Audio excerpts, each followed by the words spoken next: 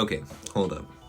Because I don't hear anybody talking about this, and if you have a Virgin mobile plan, then you especially, we all have heard about the Diddy case and the Epstein incident, and I think we all know that both of those leads are just a dead end.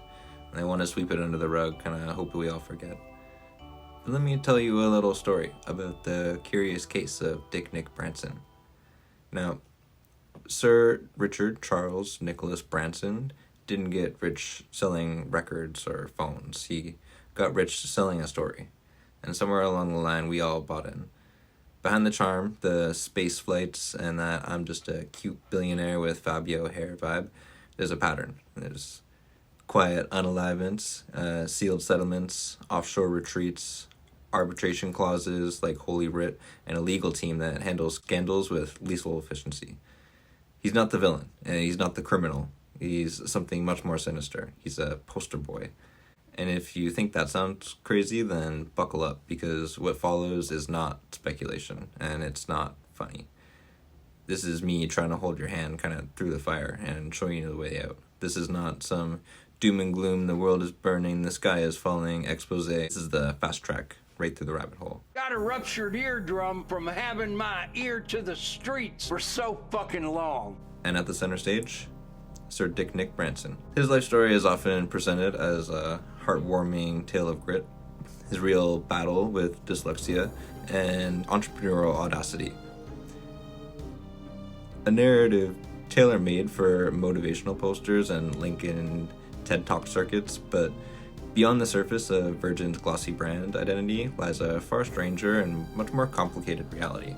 From the beginning, Branson's rise was less picking himself up by his bootstraps and more like a well-timed windfall.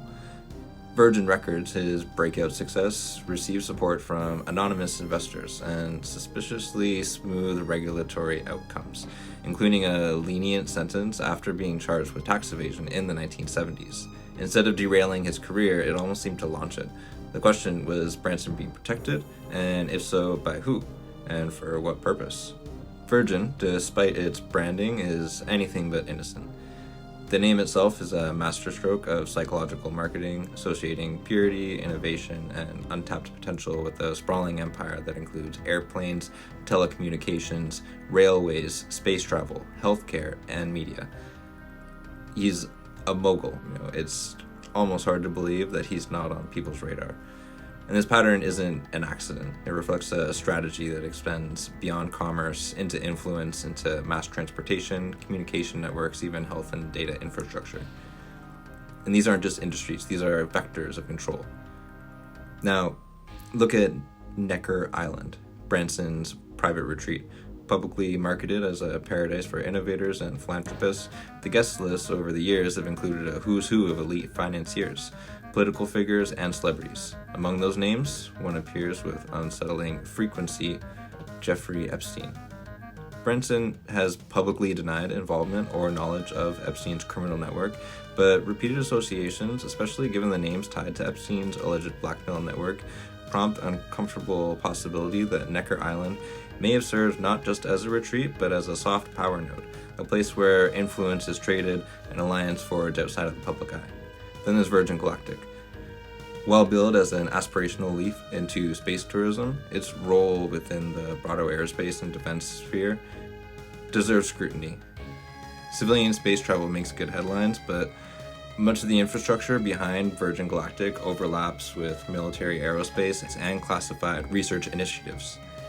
In this light, the company can be seen as a political, public-facing shell for a deeper strategic interest. The imagery, rockets breaking the Earth's atmosphere, private citizens ascending to the stars, it has a powerful psychological resonance. It taps even into this quasi-religious symbolism. This isn't a stretch. It's marketing that grows into millennia of cosmological storytelling to pitch a techno-utopia. In 2009, Abu Dhabi's Aabar Investments, a fund then chaired by UAE Royal Sheikh Mansour bin Zayed Al Nahyan, injected $280 million into Virgin Galactic for a 32% stake. This made Aabar the second largest shareholder after Branson himself. This wasn't a venture capital move. It tied Branson's project directly into sovereign investment strategy of the United Arab Emirates, a government actively pursuing military and surveillance tech, aerospace industry clout, and strategic influence in the West. In October 2019, Virgin Galactic merged with Social Capital Hedosofia, a special purpose acquisition company led by Chamath. I slaughtered that. I'm so sorry. This deal provided $800 million in capital, with his firm acquiring a 49% stake, while Branson retained 51%. The merger allowed Virgin Galactic to become the first publicly traded commercial human spaceflight company, listed on the New York Stock Exchange under the ticker symbol SPCE. Then, in March 2021, Palihapitiya sold 6.2 million shares of Virgin Galactic, amounting to approximately $213 million. Yeah. Mubadala, another Abu Dhabi sovereign wealth fund, held a 17.9% stake in Virgin Orbit, a satellite launch subsidiary of Virgin Group. Mubadala's investment in Virgin Orbit was part of a broader strategy to diversify the UAE's economy by investing in advanced technologies and space exploration. In March 2023, Texas-based investor Matthew Brown proposed a $200 million investment to rescue Virgin Orbit from financial distress. The U.S. Securities and Exchange Commission, SEC, later alleged that Brown's offer was fraudulent, claiming he misrepresented his financial status and provided falsified documents. However, the deal collapsed and Virgin Orbit filed for Chapter 11 bankruptcy on April 4, 2023. Following Virgin Galactic's public listing, major institutional investors such as BlackRock, Vanguard, and State Street. I don't like how meta this is getting, Rick. Shut up, Morty. You're 14. You watch videos of people on YouTube reacting to f***ing YouTube. I'll be the judge of when we get too meta. Acquired significant shares, reflecting the company's integration into mainstream investment portfolios. Palihapitiya, a former Facebook executive and vocal supporter of a democratized finance, was often seen as a tech visionary, but deeper analysis links him with strong links to Silicon Valley venture capitalists tied to military tech investments, partnerships with entities like SoftBank, whose vision fund is partially Saudi-backed, and political ambitions with Silicon Valley DC Fusion Finance. Although Palihapitiya later sold his entire stake in Virgin Galactic in 2021, cashing in over $200 million, the move positioned Branson's venture inside public equity markets while minimizing personal financial exposure. While Branson likes to present himself as an anti-establishment figure, the UK government has indirectly supported Virgin's ventures through regulatory support for spaceflight, through Spacework Cornwall, and much more. Public-private R&D relationships and close ties with UK military contractors, particularly in the early days of Virgin Orbit and its satellite deployment ambitions. Additionally, Virgin Orbit's bankruptcy in 2023 raised red flags as it followed failed military launches and abrupt sell-offs of strategic assets, hinting that it may have been serving governmental tech demonstration roles for more than it was appearing at face value. There have been unconfirmed but persistent rumors regarding opaque shell companies and unnamed early-stage investors in Virgin-branded spinouts, including possible links to controversial financiers like Jeffrey Epstein's network. While no direct tie to Epstein has been proven, his known pattern of investing in cutting-edge tech ventures and proximity to figures like Musk and Gates has led to some question that the early funding of opacity of companies like Virgin Galactic, especially before the Aabar deal. So far, this remains circumstantial and unsubstantiated, but cannot be entirely dismissed due to the lack of financial transparency due to the company's IPO. As of 2024, institutional investors like BlackRock, State Street, and Vanguard have emerged as among the top largest holders of Virgin Galactic stock. Though their role is more financial than strategic, still the presence of this index fund titan shows how Branson's stream has been absorbed into the same financial web that governs most defense and aerospace ventures. In short, Branson may have been the face, but the money behind Virgin Galactic came from those with strategic reasons to push space tech forward, not just billionaires looking for thrills. Then there are the legal sagas. Virgin has been involved in numerous lawsuits ranging from brand defamation and business betrayal to insider trading allegations and regulatory disputes. Even in every case, Branson emerges unscathed. Can't you just say, I admit it, I screwed up? What would be the point of that? You can't do it, can you? You can't just fucking apologize. Okay, Beth, I'm sorry. You think you deserve an apology. British Airways' dirty tricks. The scandal painted him as a righteous underdog. Lawsuits against government regulators or business partners often end in his favor. Meanwhile, more disturbing allegations like harassment claims and proximity to certain characters are buried beneath PR noise and carefully timed philanthropic campaigns.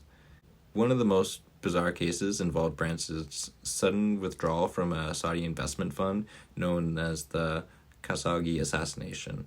The narrative was pushed as moral outrage, but the real reason, reputational shielding. After all, Branson's value isn't just in his business, it's in his brand. He's useful precisely because he's likable, he's marketable, and he's resilient in the face of controversy.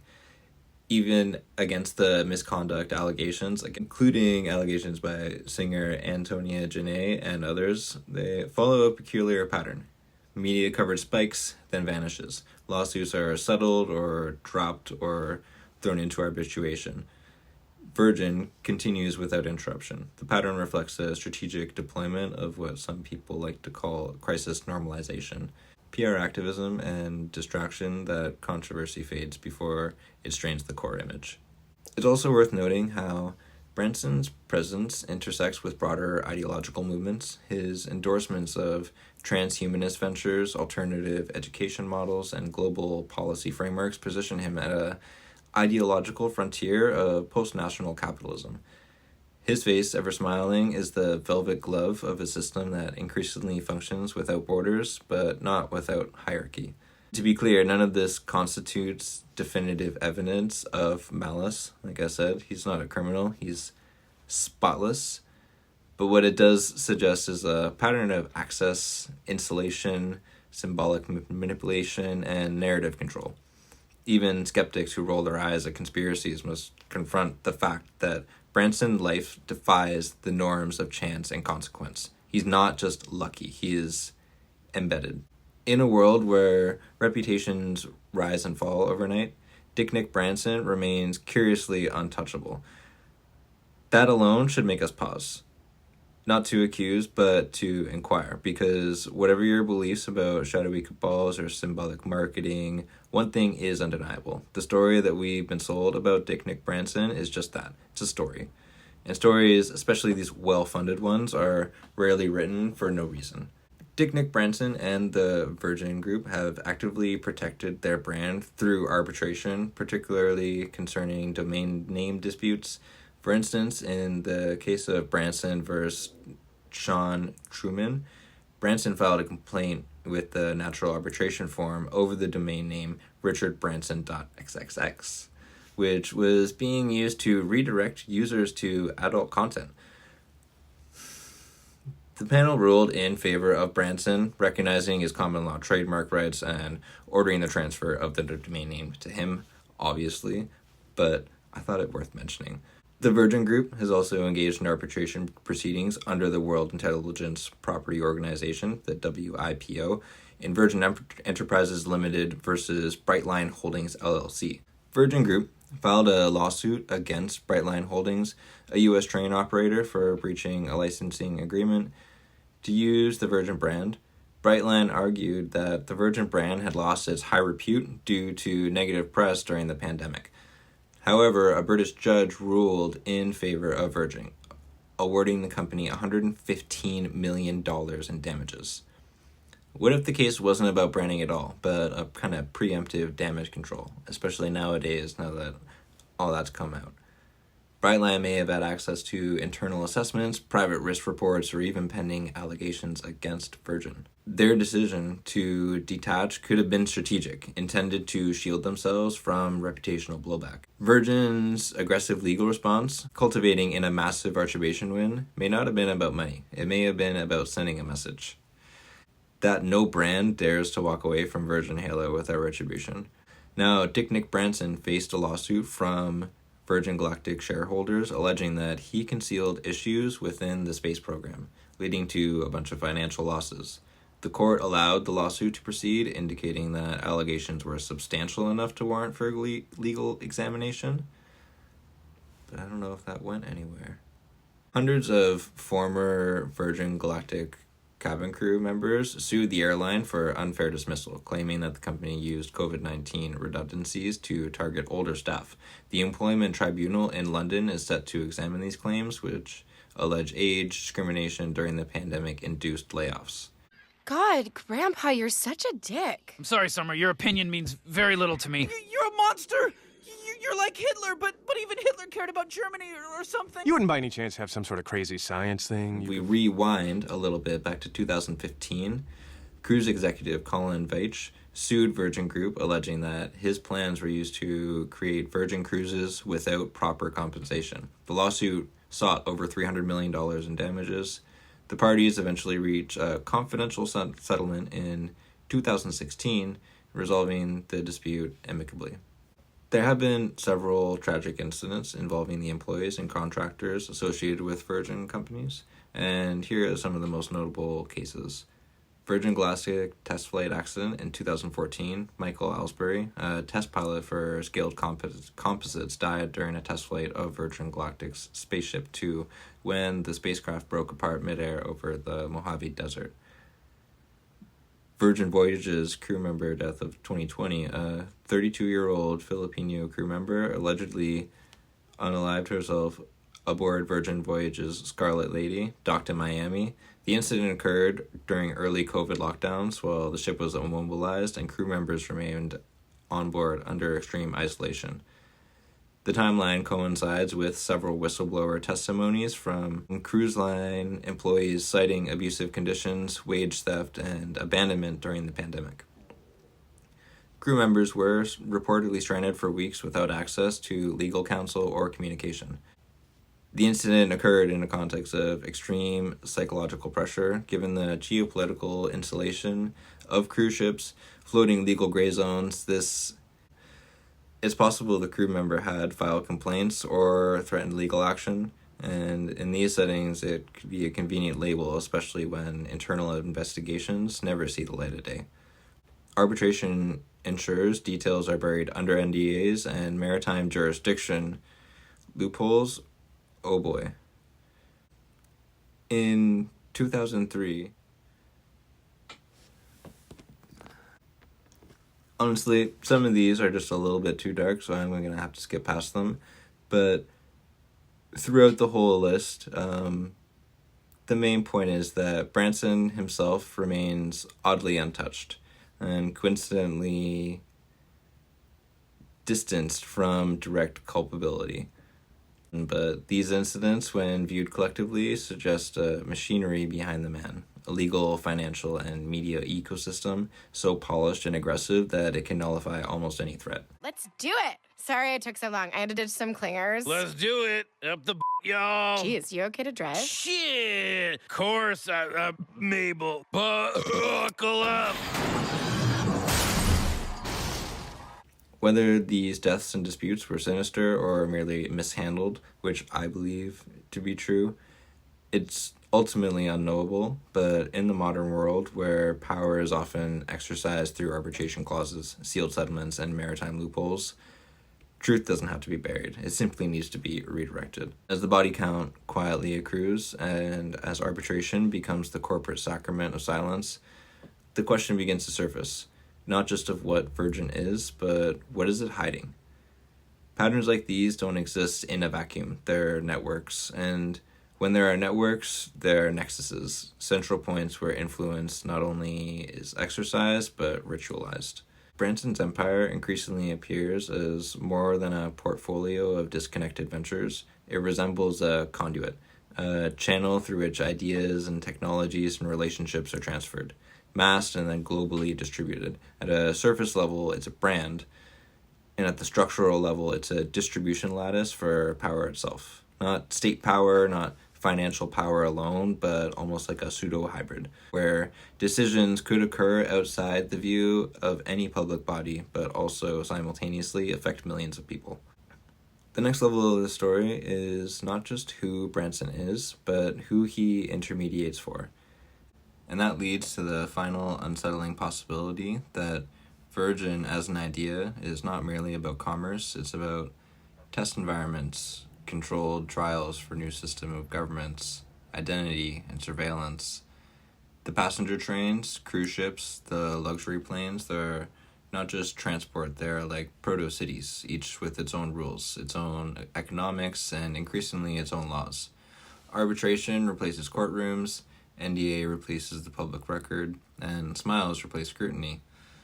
What lies ahead, then, is not a scandal waiting to be revealed, but a quiet metamorphosis of what's already underway. Virgin is not alone in this transformation, but it may be one of the most perfected examples of it. A soft power sovereign, cloaked in utopian branding, preparing a population for new normals without their consent, only their purchase. And Dick Branson? He remains at the center. Not because he holds the power, but because he's learned how to stand at the intersection of power, perception, and plausible deniability. The man who sells space, dreams, and escape is also the man who ensures that no one escapes the narrative he helps construct. If the curious case of Dick Branson and Virgin is indeed a veil for deeper operations, geopolitical, ideological, or experimental, then the search for a smoking gun misunderstands the architecture of modern power. Everybody relax. If I know these a-holes, and I am these a-holes, they just want to haul me to their stupid clubhouse and waste my time with a bunch of questions. Let's get it over with. Bring his Morty. Oh, man. Leave my Morty out of this. Wait, what about Jerry? Will you at least unfreeze my daughter's idiot? In older scandals, there was paper, memos, tapes, witnesses. Today, power does not hide in documents, it hides in designs. The way the systems are structured to never require explicit orders. No gun need be fired when the architecture itself is built to drown you out slowly. Reputation, dissent, alternations, arbitration, silence, PR firms, reframe the optics, and the legal system, ever efficient, closes the door behind them. But if there is a smoking gun, it is the pattern itself. A space company built on a military-adjacent infrastructure that loses a test pilot and accelerates funding, a cruise line that silences deaths in international waters under jurisdiction of convenience, a gym empire where people drown while safety logs are forged, a billionaire who brushes against Epstein's orbit without friction, as if shielded by something more than innocence. You're a fucking Fed.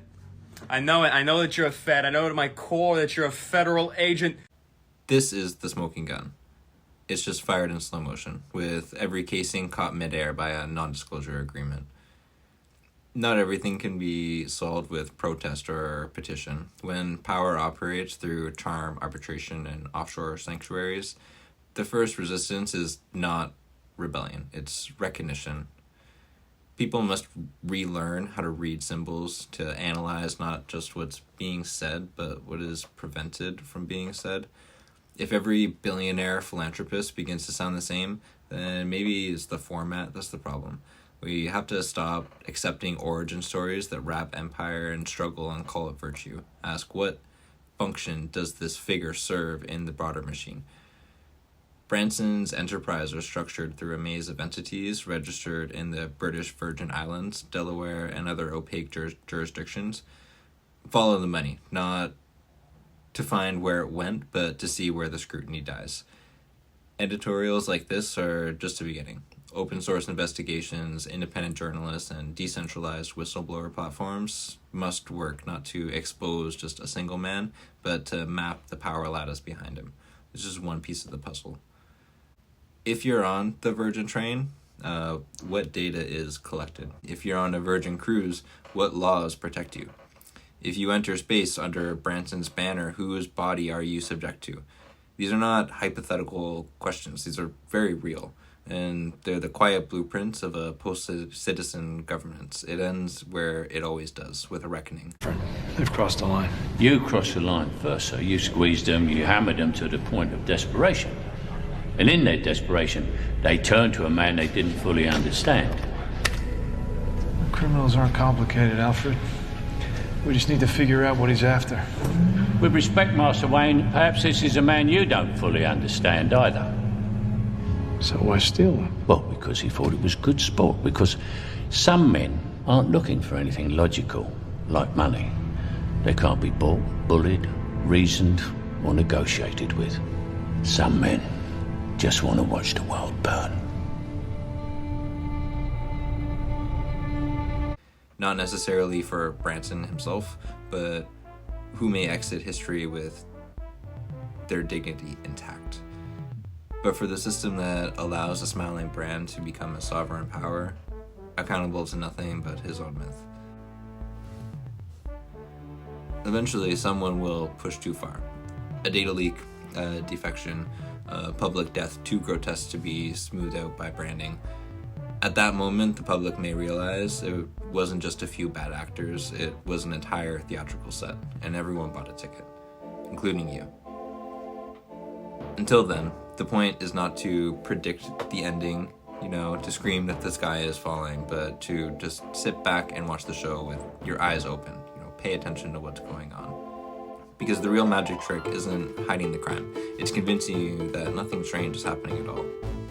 And if there's one thing that we know for sure, it's this. Something very strange is happening. 58% THC pre-rolled joints, rolled in keef, had me reading the book of Revelations. We are indeed close. I can't even take care of myself when I think about this shit. Smoking a real nuclear shit submarine. I got this shit figured out. Boy wanted beef with me over Galactic acquisition. Called his mistress over and put 10 inches on her forehead like Peyton Manning. If Dick Nick Branson is the smiling emissary of a velvet glove corporatism selling utopia while routing sovereignty, then he's not alone. And he's merely one emissary of an entire archetype, the post-national figurehead who transcends politics while shaping its outcomes. Does this sound familiar? Who speaks in terms of disruption but replicates old hierarchies, who appears unaffiliated while actually serving some kind of silent agenda. But all archetypes have mirrors. Some amplify the model, others invert it. What follows is not a cast of villains or heroes, but they're all just performers, each playing a role in the play larger than themselves. Like Branson, Musk is a master of narrative control. Both sell technological salvation, Branson through space tourism, Musk through rockets, cars, and neurochips. Both present themselves as rebels while extracting billions from government subsidies. Both surround themselves with mythic branding, Virgin celestial purity, Tesla's Promethean fire, but Musk lacks Branson's polish. He disrupts the narrative pretty openly, playing with chaos and cultism, even aligning himself with fringe ideologies and internet culture. If Branson is a PR messiah, Musk is a techno-Dionysus, wild, unchanged, and possibly just as manipulated as he is manipulative. Not an opponent, but a louder mask of the same force. A decoy for those who want revolution, but end up buying subscriptions to control systems that they don't understand. Where Branson smiles for the camera, Thiel doesn't care if you smile back. As co-founder of Palantir and early investors in Facebook, Thiel engineers the invisible infrastructure that Branson only brands. He is known for supporting radical ideas, anti-democracy experiments, data-driven governance, but Thiel's clarity makes him dangerous to the system that Branson protects. Thiel reveals what others obscure, the cold logic of post-liberal power. He funds opposition candidates while benefiting from liberal markets. He praises the end of democracy, and he means it. Both benefit from the same system, but where Branson needs trust, Thiel harvests disillusionment. If Branson is consensual empire, Thiel is efficient empire. Gates has the soft voice, the measured cadence, the the philanthropic empire. Like Branson, he offers global solutions, vaccines, climate tech, food innovation. He's allowed into every room, governance, NGOs, media, because he positions himself as a servant of science. But Gates is less mythic, more managerial. He doesn't inspire in any way that Branson does, but his reach is far deeper, especially in agriculture, medicine, and governance. He reshapes entire policy frameworks under the guise of philanthropy, a power amplifier, not a counterforce. If Branson is ritual and narrative, Gates is scale and infrastructure. Thunberg is no billionaire, but she operates with the same symbolic domain too. She too is a brand, a vessel through which ideologies are moved, emotions are triggered, consensuses are shaped, but unlike Branson, Greta's origins are not corporate. Her discomfort, her urgency, her refusal to compromise, these threaten the system that Branson represents. Her utility to the global elite is limited by her purity. When she becomes inconvenient, she just gets sidelined. And she's a potential opponent, but often co-opted by the forces that she critiques. In a twisted way, Assange plays a role on this grand stage too. Global communicator, media pioneer, challenger of secrecy, Assange destroys narrative control to expose it, but his punishment reflects the threat that he posed. He wasn't branded, sold, or welcomed. He was crucified in slow motion, publicly broken to warn other people. These figures do not oppose each other in simple ways. They form an axis, some pushing the narrative forward, others pulling it apart. Branson represents the consensus priest, charming, marketable, controlled. Others like Thiel or Assange represent the extremes, one refining the system from within, the other attacking it from without. If Branson's archetype is a ritual face for a corporate theocracy, then its opponents are not just political, they're ontological. They challenge not just what Virgin sells, but what it means to be human inside a system built on consent, control, and smiling deception. Where this trail leads depends not on who controls the empire, but on who dares to say it exists at all. In January 2024, UAE officially joined the BRICS bloc alongside Egypt, Ethiopia, and Iran, and this expansion reflects BRICS' ambition to offer an alternative to Western-dominated institutions like G7 and NATO. During a recent tour in the Gulf, President Trump announced over $2 trillion in deals with Saudi Arabia, Qatar, and the UAE encompassing sectors like AI, energy, and defense. Saudi Arabia pledged a $600 billion investment in the United States, encompassing various sectors like the ones I just mentioned. A $142 billion defense agreement includes the procurement of advanced U.S. military equipment and services, covering Air Force enhancements, missile defense systems, maritime security, and more. A newly launched AI company backed by Saudi Arabia's Public Investment Fund partnered with NVIDIA to establish AI infrastructure, including a 500-megawatt data center. Datavolt commissioned $20 billion to develop AI centers and AI infrastructure in the U.S. A $5 billion investment fund and a $5 billion aerospace and technology fund were established. U.S. firms like GE Vernova and Boeing secured contracts totaling over $19 billion for energy solutions and aircraft sales. Agreements between the Smithsonian Institution, of course, and Saudi entities aim to promote cultural exchanges and conservation efforts. Qatar's commitments focus on aviation, defense, and technology. Qatar Airways placed a $96 billion order for 210 Boeing jets, marking the largest order in Boeing's history. A $1 billion agreement with Raytheon for counter-drone systems, a $2 billion contract with General Atomics for MQ-9B unmanned aerial vehicles, a $1 billion joint venture between Quantum and Al-Aram Capital to advance quantum technologies and workforce development. Qatar offered a $400 million Boeing 747-8 jet to Trump, intended for use as Air Force One and later as a part of his presidential library. The UAE's investments emphasize AI How about you? You bet you make that deal? I make that deal. I don't blame you. Firms damn good NVIDIA deal. To build a 5 gigawatt AI data center in Abu Dhabi, 10-year, $1.4 trillion investment initiative with the U.S. focusing on various sectors, including technology and infrastructure. Trump was awarded the Order of Zayed, the UAE's highest civil decoration, during his visit.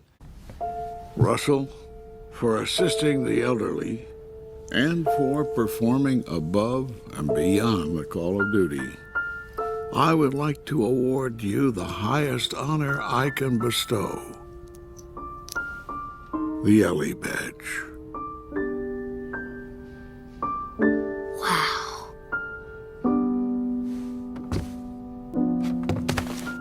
All right, I think that covers everybody. So let's give a big Explorer call to our brand new... These agreements signify a strategic alignment between the U.S. and the Gulf nations, focusing on mutual interests in defense, technology, and economic development. These deals also reflect the Gulf states' ambitions to diversify their economies and enhance their roles in technological advancements. The UAE is set to construct a massive AI campus in Abu Dhabi, spanning 10 square miles with a 5 gigawatt power capacity. That's big. This facility aims to position the UAE as a global AI hub, with plans to import 500,000 of NVIDIA's advanced AI chips starting in 2025. Concurrently, Trump's FY26 project proposal reallocates NASA's resources, cutting $6 billion from its budget and emphasizing missions to Mars over lunar programs. This shift aligns with private sector interests, notably those of SpaceX CEO Elon Musk, and reflects a broader strategy to prioritize human space exploration. The UAE's active participation in BRICS, coupled with deepening ties to the U.S. through economic and technological collaborations, illustrates a nuanced foreign policy approach. By engaging with both Western powers and emerging alliances, the UAE seeks to maximize its strategic leverage. Trump's engagements in the Middle East, characterized by substantial deals and symbolic gestures, further complicate traditional geopolitical alignments. His interactions suggest a transactional diplomacy style that resonate with Gulf leaders, potentially at the expense of long-standing U.S. foreign policy norms. But regarding substantial agreements with Saudi Arabia, Qatar, and the UAE, these deals amounting to over $2 trillion encompass sectors such as AI, energy, and defense. While these partnerships aim to bolster U.S. economic and technological leadership, they also raise questions about national security and geopolitical strategy, especially considering these nations' affiliations with China and in the BRICS alliance. The Gulf nations' inclusion in BRICS and their deepening ties with China suggests a very complex geopolitical landscape. I'd run it way as more good complex as it can than be I run. think people give it just credit yes for. or no, you still do not And have engaging with these I have countries concepts through of a plan. significant deals could be seen as a strategic move to counterbalance China's influence and to integrate these nations more closely with U.S. interests. However, it also poses a risk related to technological transfer and the potential for conflicting alliances. Allowing countries with close ties to China and BRICS to have substantial influence over U.S. technology and defense sectors necessitates very careful consideration, I might say. And while these partnerships can provide economic benefits and strategic advances, they also require robust safeguards to protect national security interests. And who is to say that just because it works for this term, that something might not happen in the next term? Furthermore, the focus on Middle Eastern alliances impact engagement with European partners, especially concerning the ongoing tensions involved with Russia and Ukraine.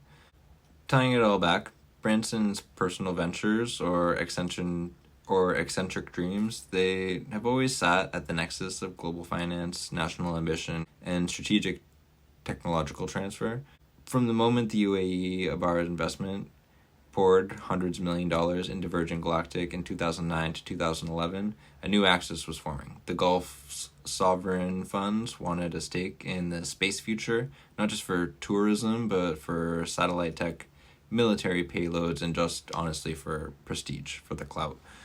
The UAE isn't just a passive investor, honestly. It is like the new counterbank. Its sovereign funds have global reach, shaping aerospace, AI, and even surveillance industries. By backing Virgin, they were buying an early ticket to dual-use civilian and military space and satellite technology, bypassing slower indigenous development.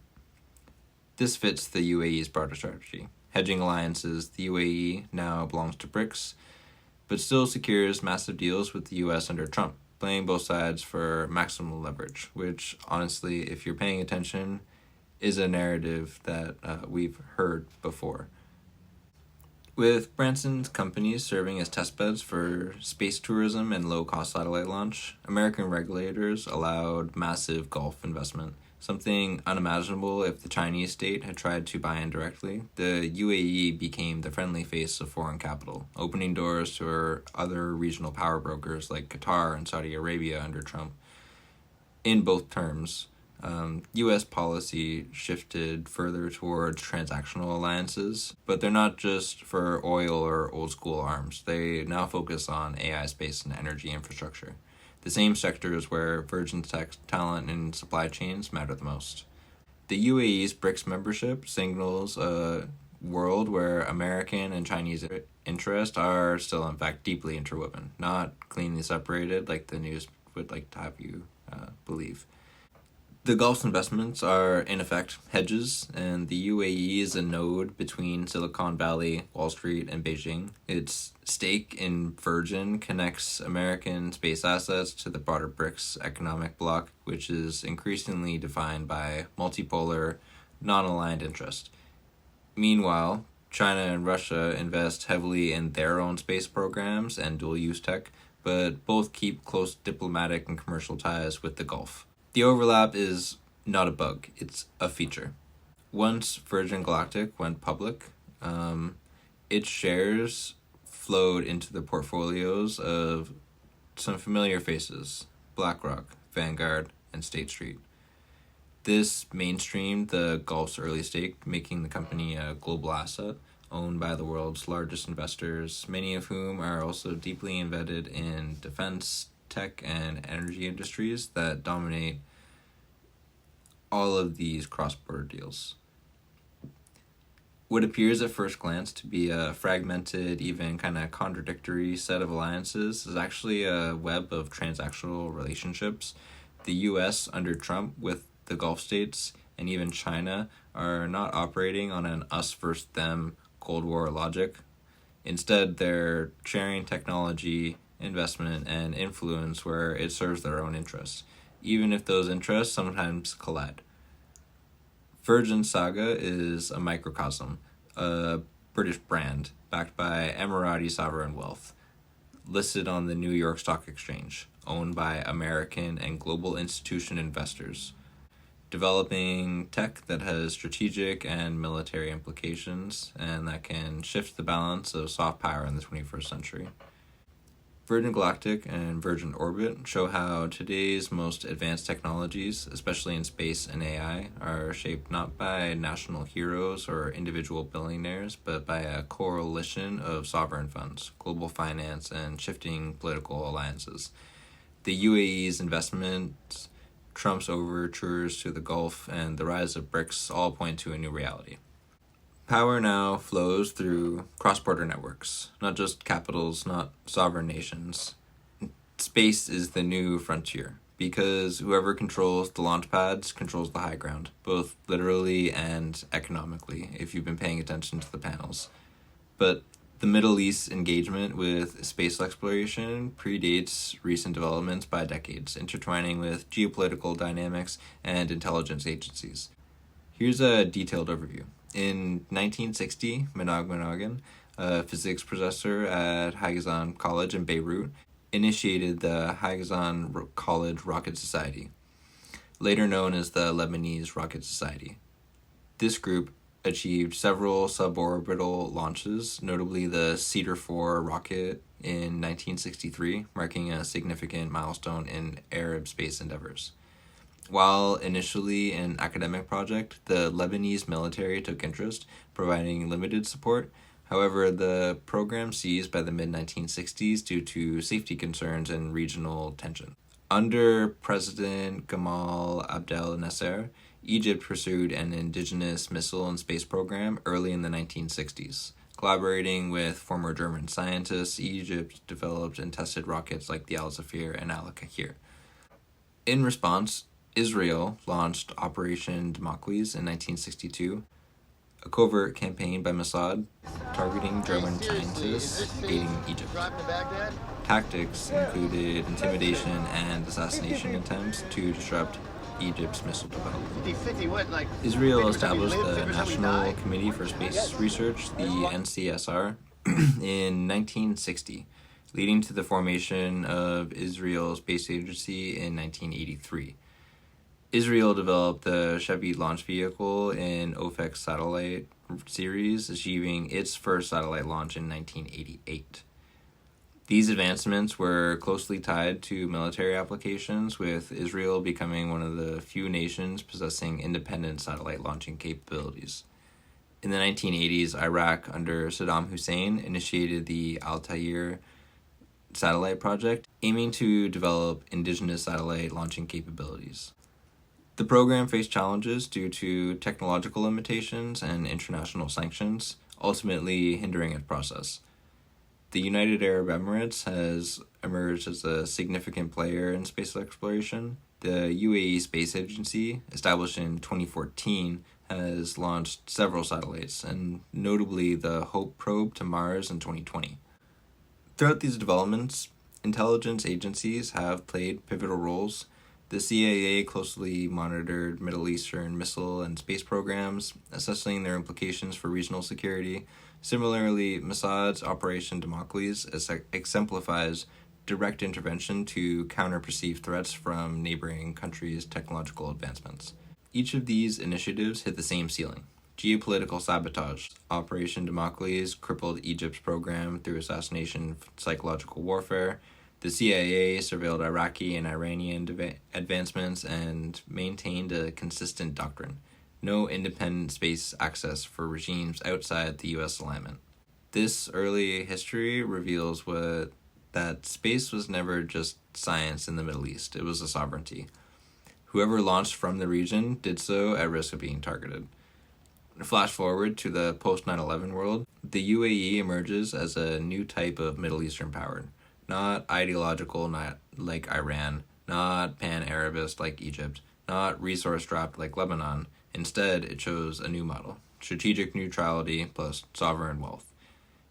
Virgin Orbit's later role in small satellite deployment and national security payloads made this partnership more than just economic. It was the soft insertion of the Western military tech industrial complex. Unlike Egypt in the 60s, the UAE didn't build rockets. It bought seats at the table. Now, in 2025, President Trump has returned to power with a Middle East strategy that's radically different from NATO-centric models. He's pivoted towards $1.2 trillion from Qatar, $600 billion from Saudi Arabia, $1.4 trillion from UAE. And what are these funds for? They're building AI data centers, defense drones for aerospace research, and joint U.S. Gulf orbital platforms, and quantum computing ventures.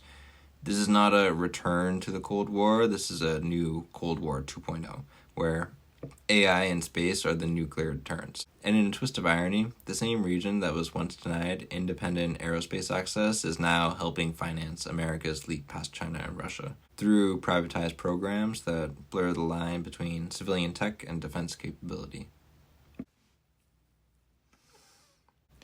There's a paradox at the heart of this. The UAE is a BRICS member, as are Iran and Egypt. China and Russia are the bloc's heaviest hitters, so why would BRICS members pour billions into US-controlled platforms? Because BRICS for the Gulf isn't ideology, it's leverage. Joining BRICS gives the UAE access to Chinese markets, Russian weapons, and de-dollarized trade. Investing in U.S. aerospace and tech gives them a veto point inside the very heart of Western innovation. By playing both systems, Gulf states like the UAE insulate themselves from collapse. This geopolitical ballet has not gone unnoticed. The CIA, once targeting Arab rocket scientists, now quietly monitors tech transfer risk from Gulf partners back into BRICS members, especially Chinese AI labs and Russian satellite systems. Mossad, aware of growing UAE-Iran business ties, keeps close tabs on dual-use tech moving through Dubai. And DARPA are believed to be coordinating with private firms, including SpaceX, Palantir, and Virgin adjacent aerospace entities, to build redundant systems of orbital surveillance in anticipation of a fragmented world order. Virgin, for its part, is now structurally entangled with the entire nexus, no longer a private company in any real sense, but a geopolitical figure. Virgin's galactic story is not a tale of adventure, it's a parable of access, alignment, and anatomy of power. The Middle East space dream, born in classrooms and sabotaged, has re-emerged in hedge funds and SPACs. Trump's transactional diplomacy has restructured the U.S. alliance, less Europe, more Emirates. The BRICS bloc isn't opposing the West, it's intertwining with it. Intelligence agencies haven't left, they've just gone private. The world stage is no longer governed in quiet halls of diplomacy or ecclesiastical stone chapels. It is ruled in data centers, launched from spaceports, and whispered through NDAs. The players like Branson, Musk, Gates, Thiel, and even the youth icons and exiled leakers enter not as citizens of nations, but as sovereign entities unto themselves. The arena is global. The audience is digital.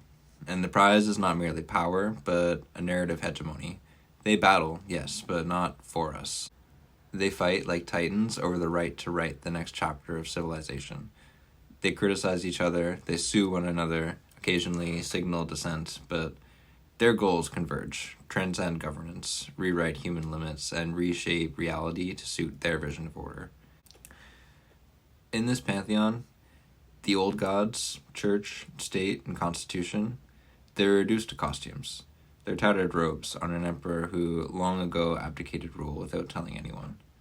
And here we are, forced to ask, is there a hero in this coliseum of lies?